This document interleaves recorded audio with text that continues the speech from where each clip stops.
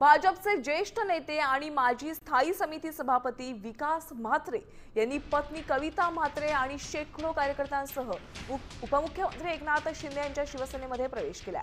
भाजपमधील स्थानिक वाद आणि निधी अभावी विकास कामे ठप्प असल्याने त्यांनी हा निर्णय घेतल्याचं सांगितलंय।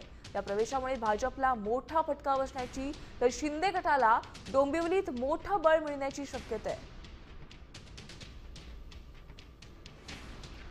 आपण पाहतोय की आता शिंदे सेनेला कल्याण डोंबिवलीमध्ये मोठं बळ मिळालेलं आहे।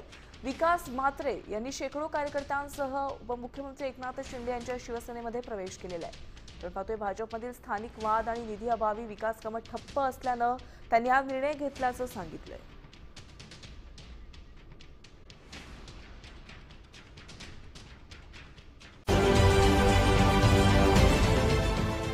देश विदेशातील प्रत्येक घडामोडींचे लाईव्ह अपडेट मिळवण्यासाठी आता साम टीव्हीच्या सर्व सोशल मीडिया प्लॅटफॉर्मला लाईक, फॉलो आणि सबस्क्राइब करा। तसंच सर्व नोटिफिकेशनसाठी बेल आयकॉन प्रेस करायला विसरू नका।